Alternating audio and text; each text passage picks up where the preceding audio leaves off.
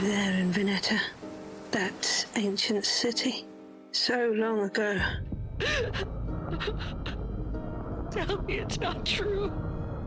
It's not true. Please tell me it's not true. Please. Were you there when those men went to the moon? Apollo 11, this is Houston. You're go for landing. Over. Roger. Go for landing. 3,000 feet. Were you there when the secret was given? Mama, I'm so scared. It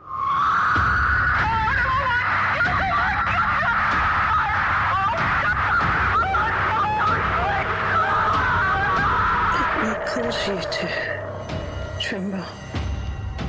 Oh, God. Is there no hope? Tremble. No, me.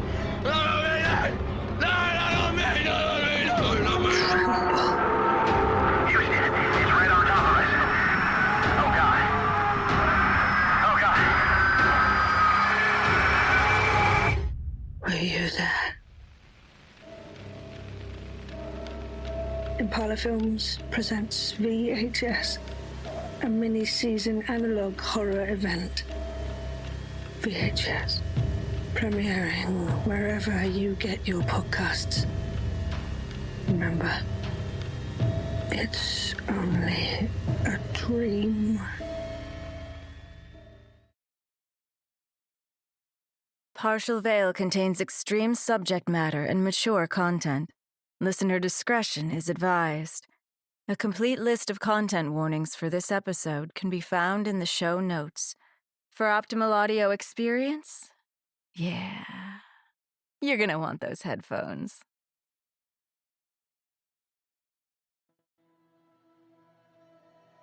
Date: Sunday, October 18th, 1998. Distance from the moon: 403,937 kilometers.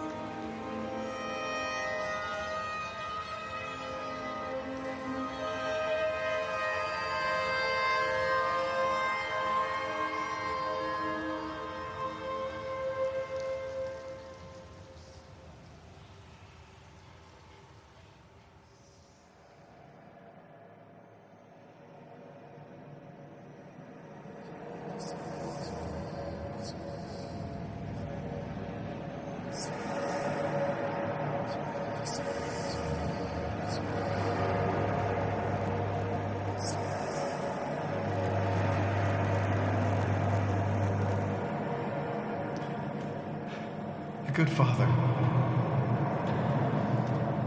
A good husband. A good father. A good husband.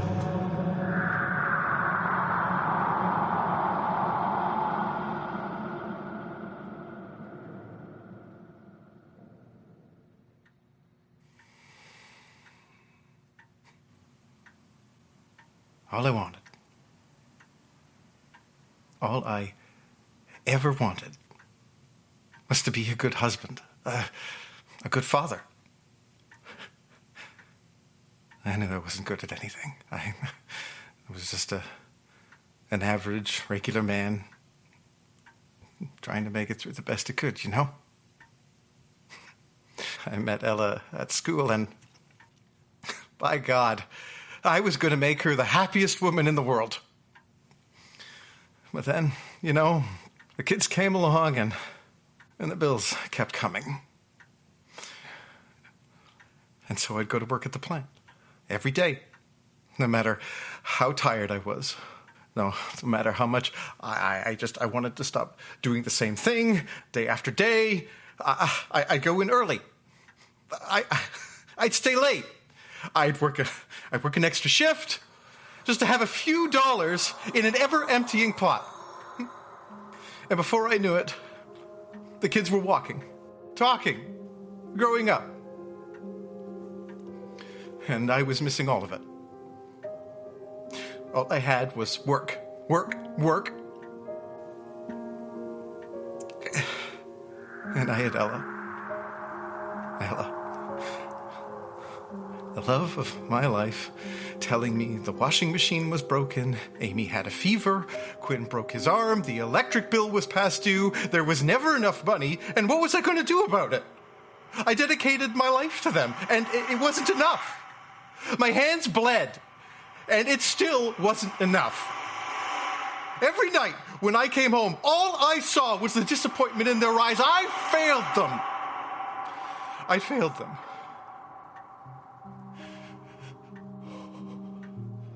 So, last night when I got home,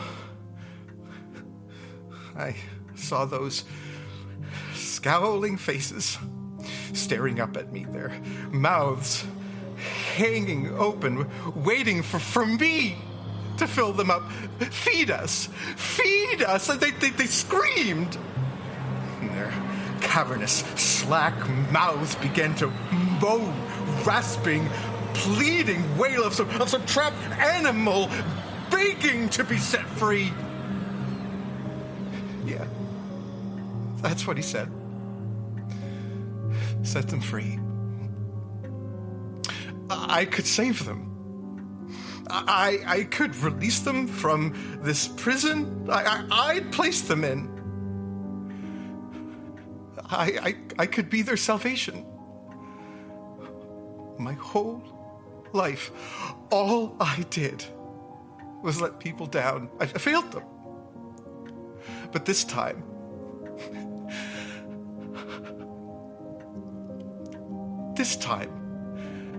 I would be a good man. A good father. A good husband.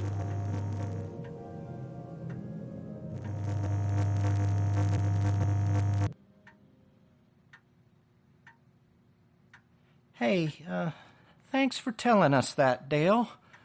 We appreciate your honesty. Sure thing, Ray. Hey, tell Lois I say hi, okay? You bet I will. This way, Mr. Anderson.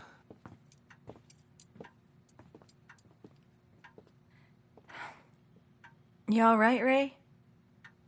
It just doesn't make a lick of sense, Jose. Dale was such a good guy, you know? I just can't believe he'd do that to his family. Is that the shotgun over there? Yeah. Gunshot residue all over his hands, the confession. He really did it, Jose. I guess we never really know anyone, right? We never know what's going on inside anybody's head. I mean, gosh, I've known Dale for years. We went to high school together. We were on the football team. Heck, I remember when Amy was born, and then Quinn, and Scooter. It just doesn't make a lick of sense, Jose. Jose? Jose! Look, Ray, why don't you go home? Take the rest of the day off. Go be with Lois. Yeah, I think I just might. Thanks, Jose. Hey, geez, I almost forgot. Halo is back, yeah? Did you get a chance to talk to him? Or is he still being interrogated by Pinky and the Brain? Who? The FBI agents. It's a cartoon, never mind. No, I didn't get a chance to talk to him yet. I'm sure I will, soon. I'm sure he'll explain everything. What the hell is happening to our quiet little town, Jose? It's like the devil himself has moved in.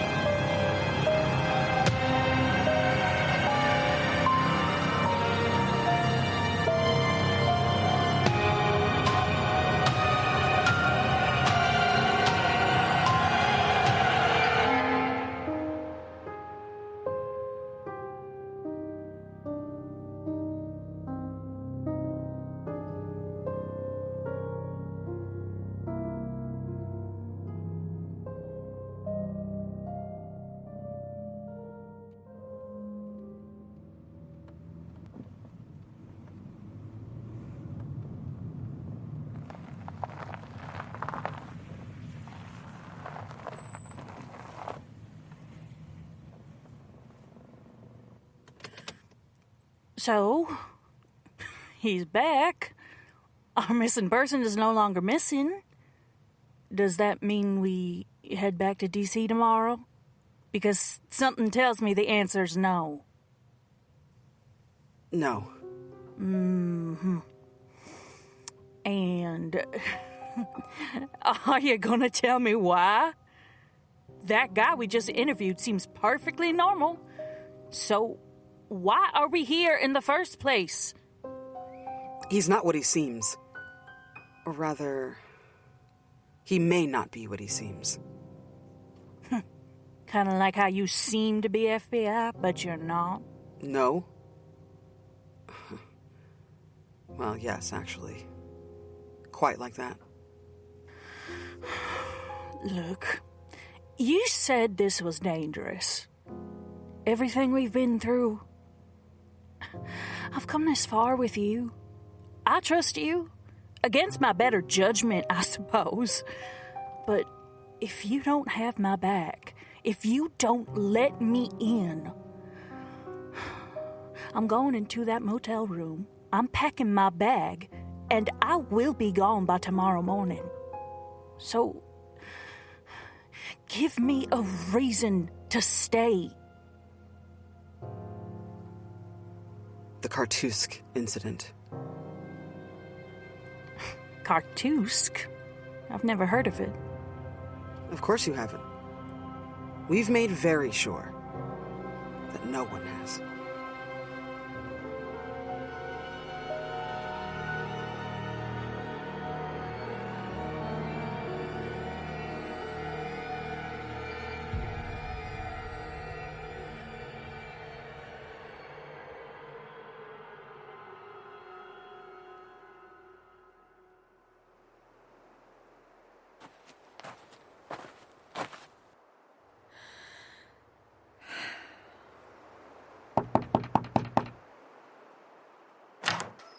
Ah, my favorite person.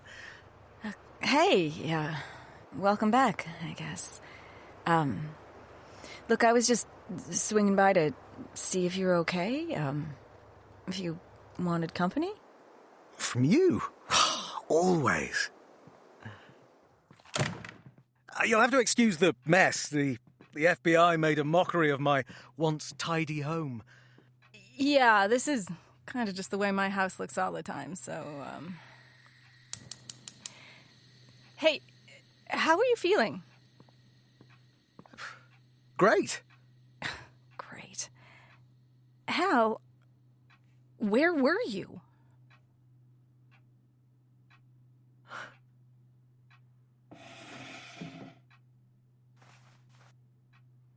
I don't know, Jose. I woke up this morning in my bed. I came downstairs and saw this mess and thought I'd been robbed. I went to call the police, but the phone was disconnected, so I went to the police station to report a burglary, and the most helpful Deputy Lester, Raymond, as he insisted I call him, informed me that I had, in fact, been missing for 10 days. Well, that was news to me. I had intended on spending the day reading up on Frederick Rhines and his research on neutrinos, but apparently the FBI had other plans. They finally let me go about an hour ago. Well, what did you tell them? Very same thing I've just told you, but over and over and over again. So, you really don't remember anything?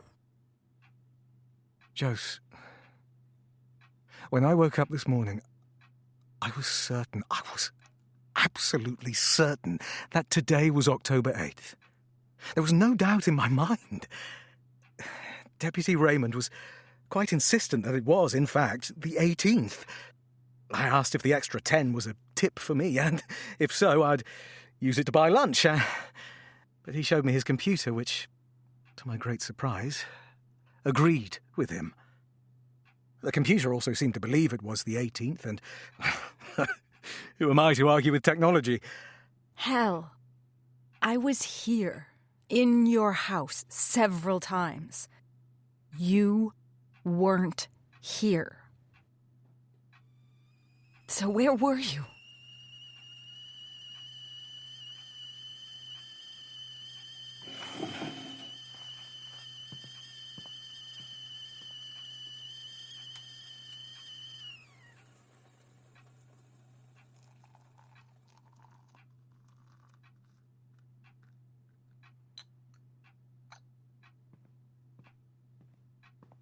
Do you know why it's called Partial Veil Forest? What? No. Well, kind of. I mean, I heard a story as a kid at school. Sorry, the milk all went off while I was gone. We'll have to drink it the shameful way. That's fine. So, Partial Veil Forest. Tell me a story, Josie Ward. Me? Okay. Well, legend has it that when this town was first founded in the late 1800s, that a wealthy landowner had a daughter who fell in love with a farm boy, as they do. They wanted to get married. And she didn't have a wedding dress, so she put on her best Sunday clothes, and she took a curtain from her bedroom to wear as a veil.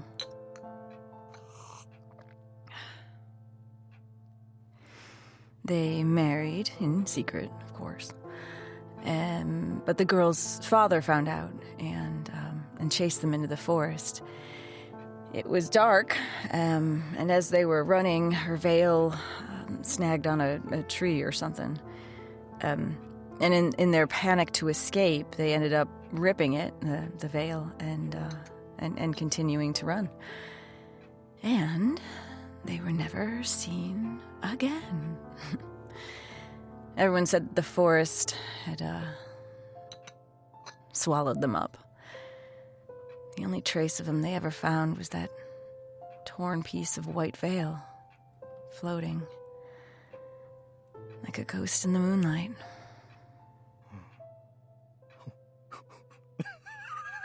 What? I think I liked you better when you were missing.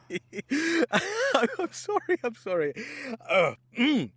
I shouldn't have laughed. It was a lovely, fictitious, completely fabricated account. That is in no way rooted in reality. All right then, Mr.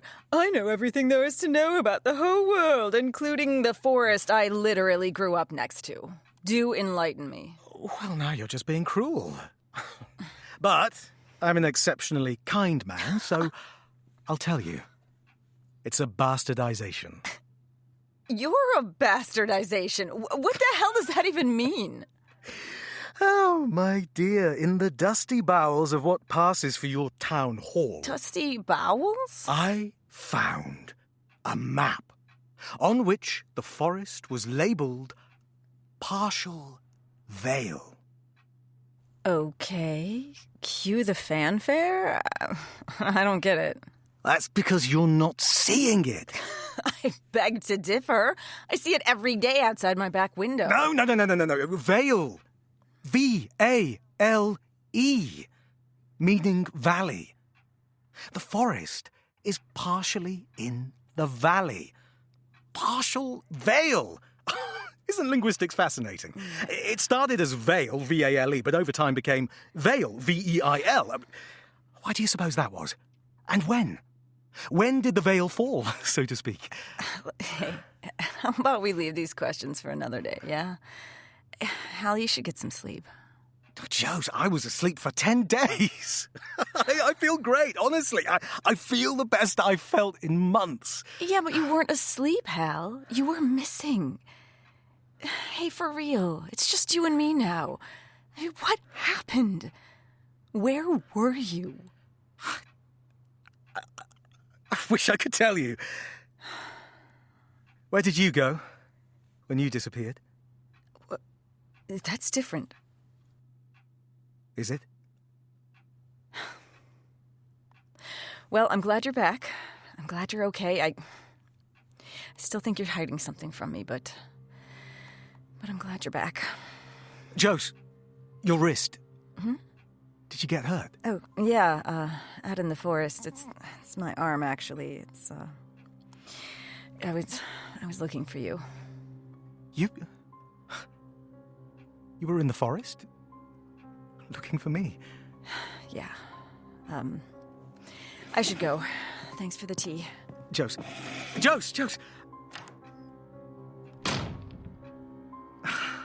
Damn it. I wish I could tell you.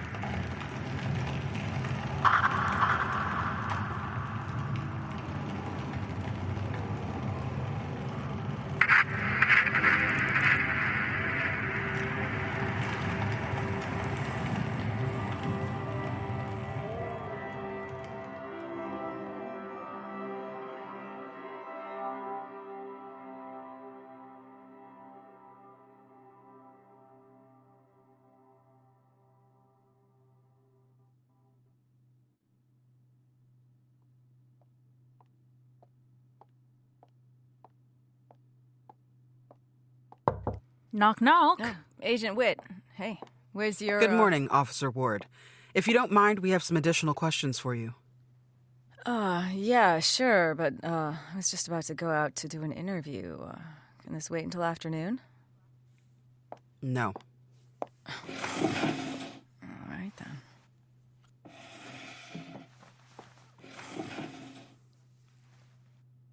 So, what is it I can help you with today, agents?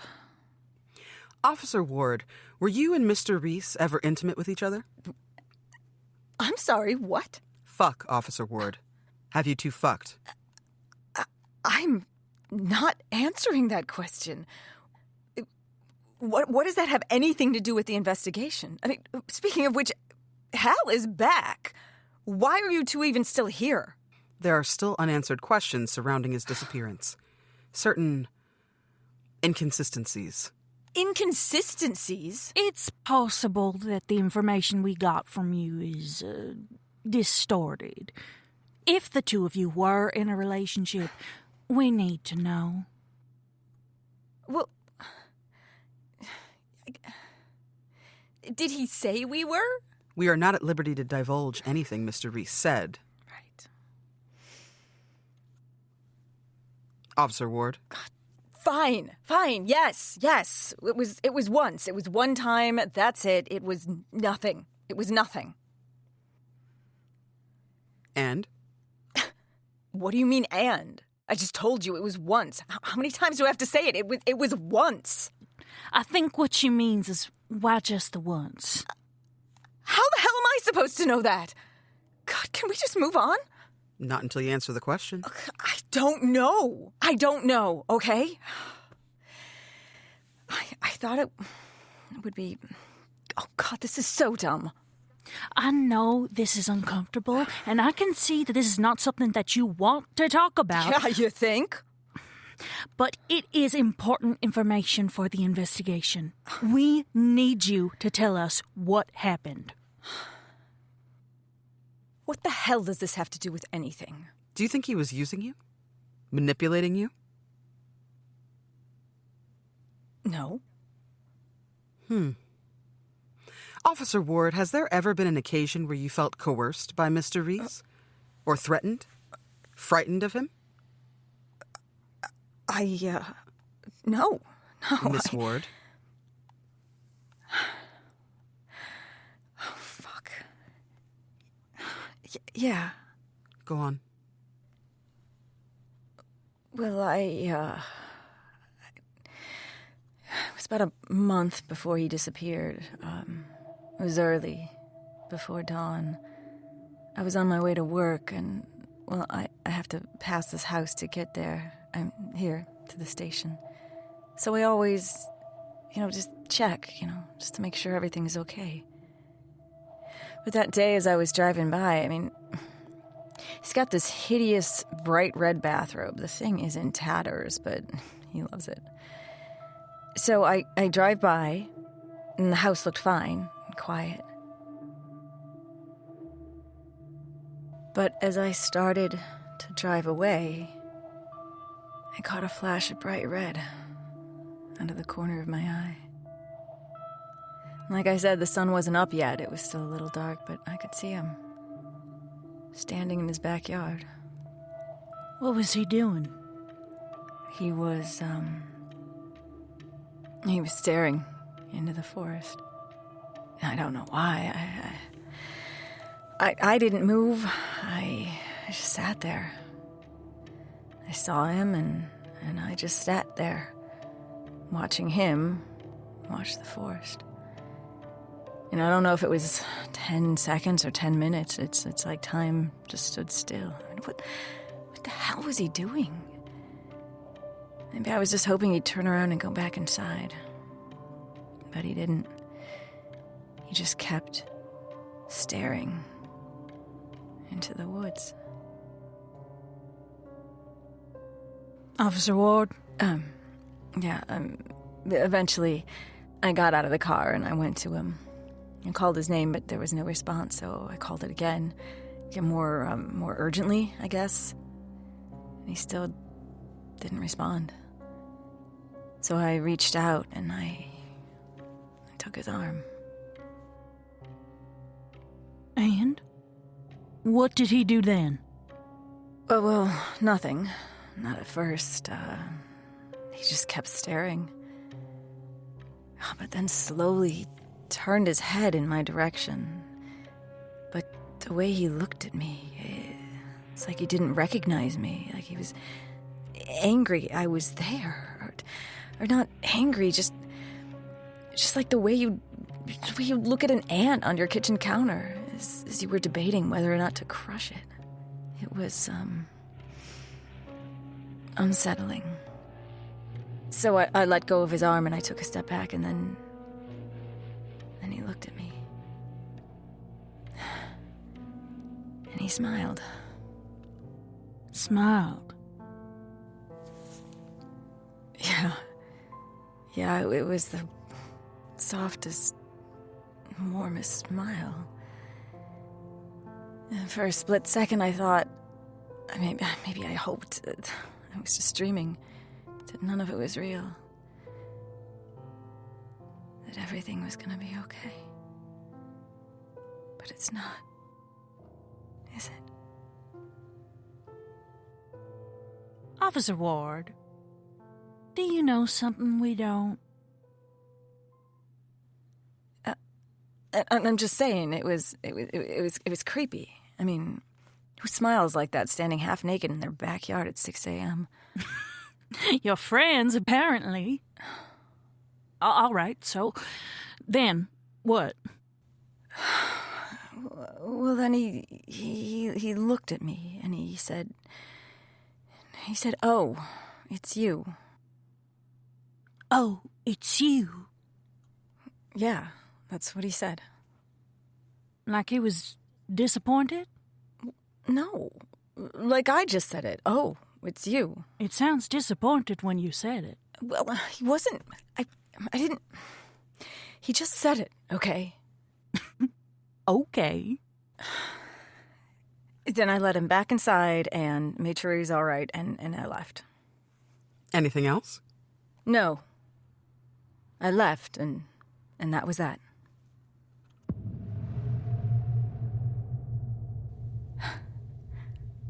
Only it wasn't, was it? Because as I was walking to my car, I heard he was laughing. He was laughing at me.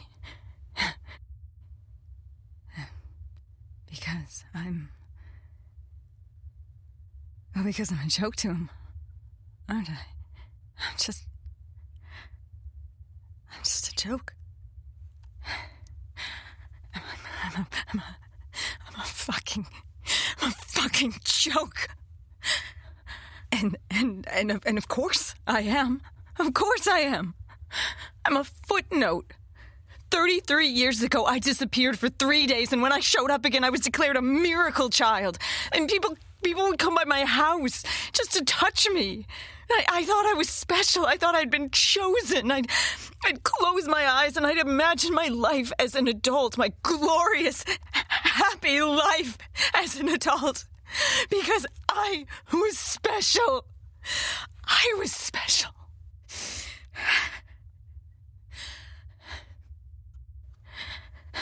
But I'm not.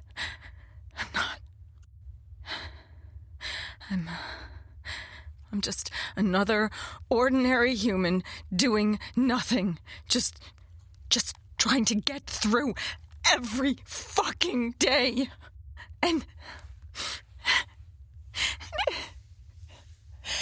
in the belly of that choking darkness,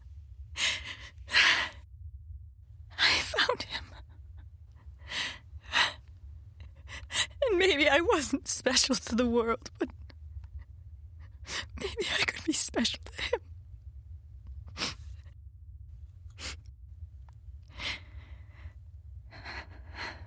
But I heard that laughter and I knew it. I knew it. I'm gullible fool. Fucking fool.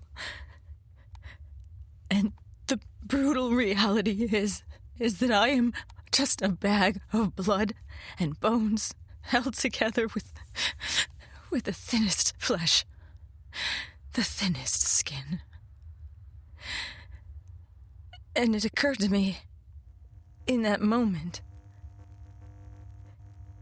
just how easy it would be, how simple it would be to cut. Hard and deep and final. And in that blessed silence, that hallowed quiet, there would finally be peace.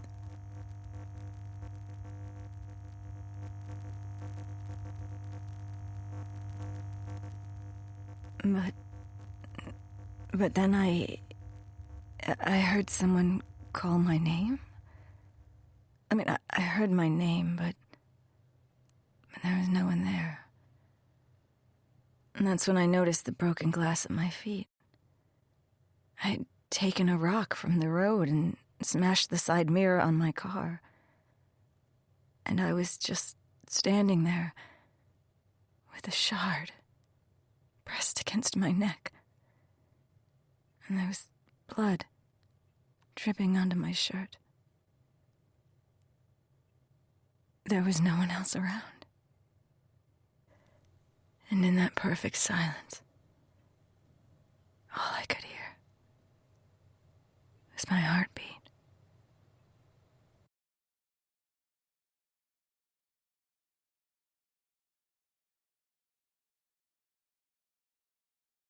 Miss Ward? Officer Ward? You still with us? Yeah, like I said, I took him back inside and then I left. End of story. And speaking of which, I gotta get to this interview. I wanted to inform you that Agent Whitt and I will be gone for a few days. Gone? Where? Secrets, Officer Ward. You have yours, we have ours.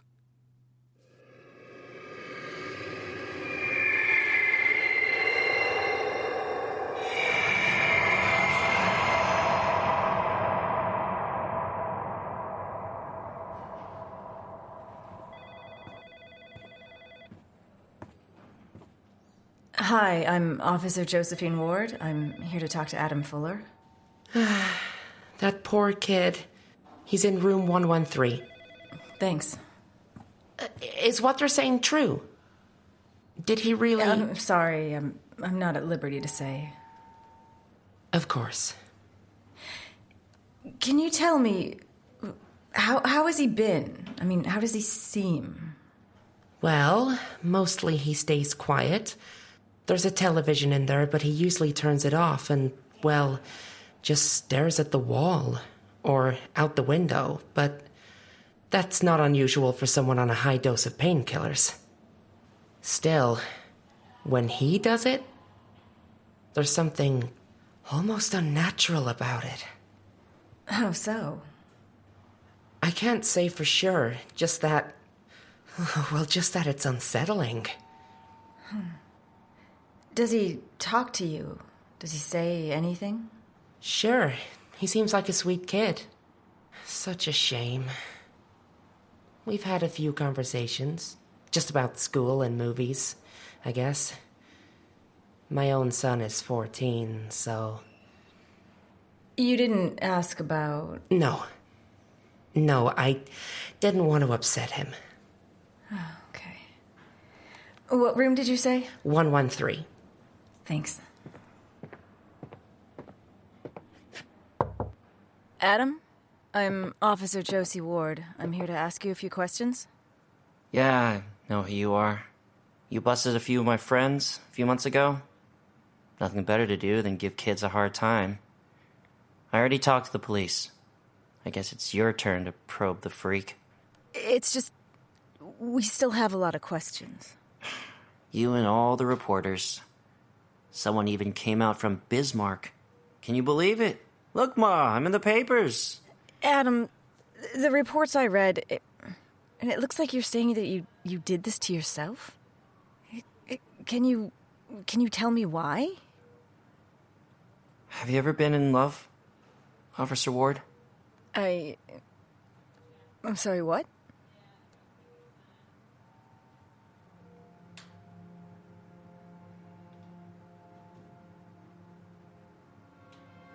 I was 10 when I met Sarah. Our church group went to Grand Forks, and it was love at first sight. That was the girl I was going to marry. We kept in touch, sent each other letters, sometimes even phone calls. I went to Grand Forks every chance I got. And a few months ago, she told me she had a boyfriend. I thought she meant me. She didn't. So I told her how I felt, confessed everything, and do you know, officer, what it's like to have the girl of your dreams break your heart? You'd be surprised. No, trust me, you don't. Hey, any chance I could maybe talk to her? I feel, can I just talk to a man, officer? No, Mr. Fuller. I can assure you I'm just as good at my job as any man officer. Fuck's sake, it's not that. It's... Look, my parents are very strict, very religious. There are behaviors that thou shalt not do in their house. But Sarah, the fact that I couldn't have her, touch her, it just made it worse.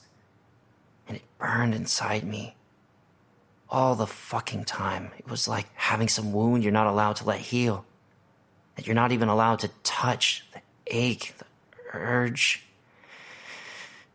I give in from time to time.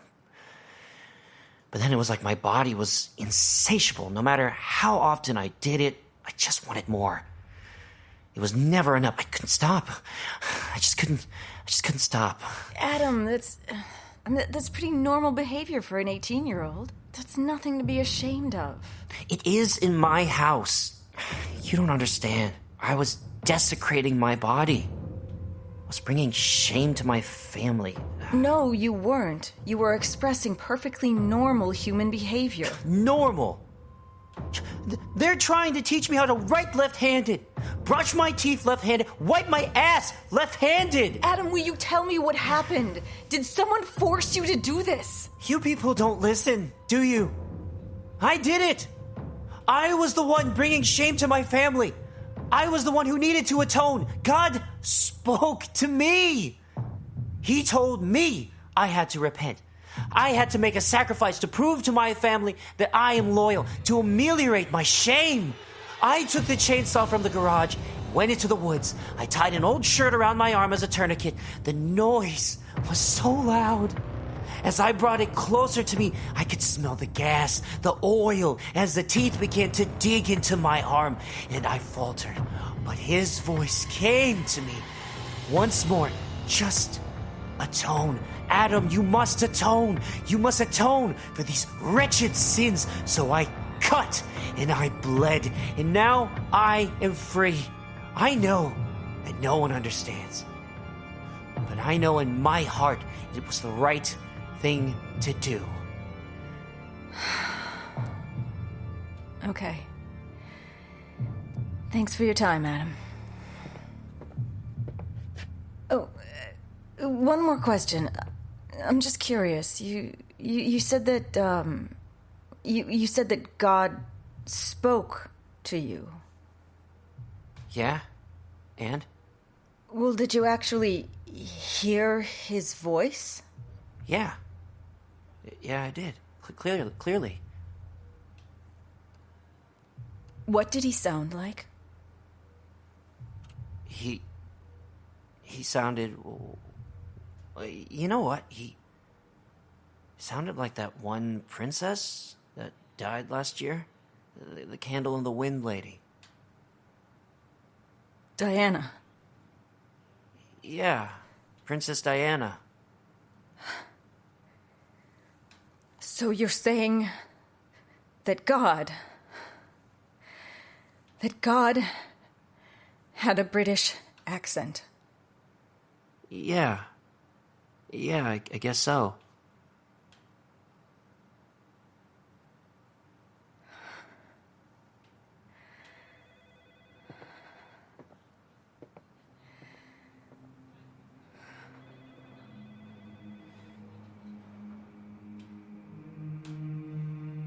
This episode of Partial Veil featured Allison Cossitt as Josie Ward, Peter Wicks as Halo Rhys, Reny Amoros as Ange Narvaez, Candace McAfee as Agent Diane Ramsey, Sarah Doreen MacPhee as Agent Arlene Whitt, Bjorn Munson as Ray Lester, Mikee Joaquin as Adam, Robert Harrower as Dale Anderson, Billie Hindle as Nurse Rose, and Livia Zita as Ildiko. Partial Veil was written, directed, and edited by Allison Cossitt. Original music composed by Jakub Żerański. Partial Veil is a production of Ylem Media. Ylem Media. This is only the beginning.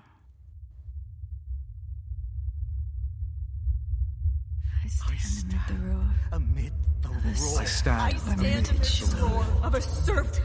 And I hold within my hand grains of the golden sand. Grains. How few. How they creep through my fingers to the deep while I weep. Oh God. Can I not grasp? Can I not grasp them? Can I not save one? Oh God. Can I not save one? Can I not save one from the pitiless wave? Is all that we see or see. But a dream. Within a dream. Within a dream. A dream.